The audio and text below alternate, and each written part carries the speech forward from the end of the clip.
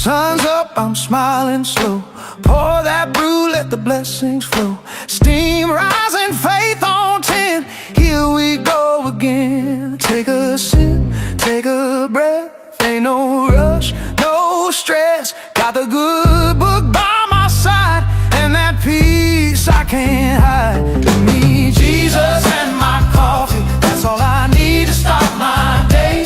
No matter what's out there waiting, my worries fade away. He fills my cup, he warms my soul, and every sip makes me whole. Give me Jesus and my coffee. Everything's gonna be okay.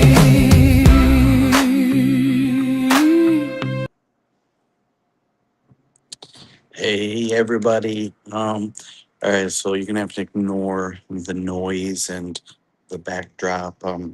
Down here in Clearwater, and there's already vehicle activity going on. So you have to ignore some of that noise. I was gonna go over to the beach, but I needed a table to work from. So, and I don't have my normal setup. But anyways, one, I want to say Merry Christmas to everybody who tunes in and is a part of this. And I won't be excessively long. I'm going to try and minimize all this traffic around me and whatnot. But I wanted to talk um, like we always do. I'm missing my cup of coffee as well. Remember that, okay? When you go on vacation, you need to make sure you have a place with adequate coffee cup and adequate coffee machine. But anyways, so I want to talk like we always do about something that kind of is stirring in my soul the last 2 weeks. Proverbs 23 and 23, specifically the first portion of it, says, "Buy the truth and sell it not." Buy the truth. And we're approaching Christmas, and during this season, the masses of this world are compelled to buy toys, buy games, buy phones, buy watches, buy. And the question that I have for you is this: what makes people so compelled to buy things? How do kids know to come and ask parents for things for Christmas? And the answer to these questions is one specific thing: marketing. The world does an amazing job at marketing the hottest and latest and greatest items that need to be bought.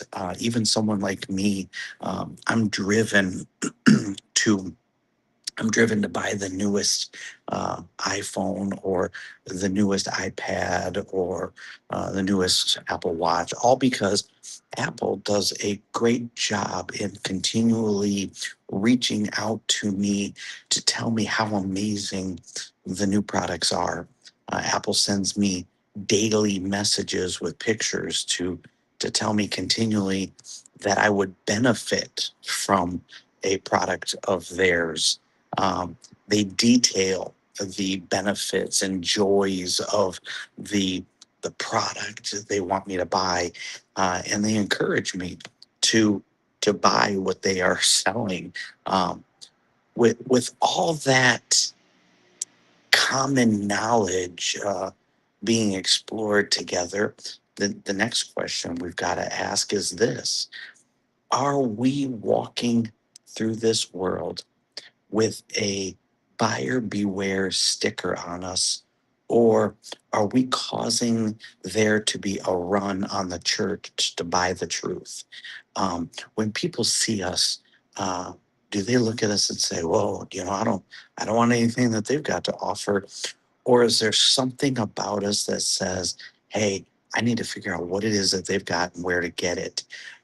What kind of marketing or what kind of presentation are we giving the world? Apple doesn't anger me with their daily emails. They entice me. They make sure to show the goodness of what they are offering, and they take time to detail how it would impact my life. Are we really taking the time to daily reach out to those lost around us and entice them with the goodness of God? Do we take time to tell them how God would impact or benefit their life? Or have we taken God for granted in such a way that we don't know how to market him? Are we lacking joy and instead make it appear as if this covenant is one that should be avoided? Um, Proverbs 23:23 was true for us at one point. We bought the truth and did not sell it. But that means that we must market what we possess and compel others to buy the truth and sell it not. We need to be the Coca-Cola of the church world. Um, you know, Coca-Cola kind of created, uh, excuse me, people walking by probably wondering what I'm doing. Uh, but Coca-Cola created Christmas. They created, the marketing of Christmas. Um, we need to be the Coca-Cola of the church. We need the world to know that the Lord is good. Taste and see that the Lord is good. Um, I don't want to keep you guys excessively long today, mainly because I'm on vacation. Um, but I've been reading Proverbs 23:23 over and over and over for the last 2 weeks, um, and realizing that all of us, at one point, all of us who are part of this, Jesus and Java journey, all of us at one point bought the truth. And if you're still here with me, you haven't sold it. Um, but something brought you to the point to buy it. Something brought me to the apostolic church. Uh, Something drew me, and I came and I bought, and I haven't sold it. Um, and so, when one of my hobbies is baking, as some of you may know. When I talk about cheesecake with anybody, it doesn't really matter. I have a love and a passion for baking, and I have a love and a passion for cheesecake, which is one of the things I bake. And when I talk to people about cheesecake, I'm very descriptive and passionate about the cheesecake that I make. That when I conclude my conversation, people look at me and they're like, tell me how I get one of those cheesecakes. What do I got to do to get you to make me one? Um, and it's because I've conveyed to them in such a way that they desire it, they hunger for it, they want to taste it and see that it's good. Um, are we marketing the Lord? And I know it's a horrible word to use, marketing the Lord, but that's really what it is. Is our lives a constant marketing of the goodness of God that makes people want to buy the truth and sell it not?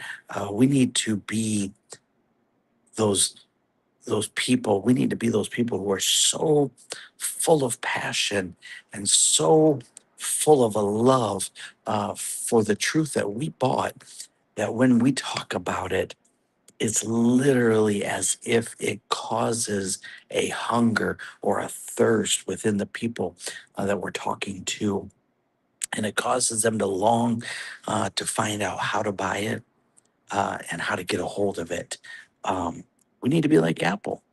We need to constantly be reaching out to people and saying, "Hey, look, let me tell you how it benefited me and how it could benefit you." I watched it yesterday uh, in church with our cardboard testimony that we had going on. I watched people who I know that they're not where they want to be with the Lord, and I saw the reaction on their faces as they read the testimonies on the cardboard. Um, they were starting to be stirred, saying, "Oh, you know what? Maybe I should try this again. Maybe I should buy a little of this truth and see what it does for me." So I won't keep you any longer. Uh, it's gonna be Christmas this week. I pray every single one of you that tunes into this, that you have a blessed holiday, a blessed Christmas, a wonderful time with friends and family. And while you are with your friends and family, I pray that God uses you as a marketing vessel, marketing the goodness of God and compelling people to buy the truth and not to sell it. I look forward to talking to you guys again next week. Have a Merry Christmas. Love you all. Thanks.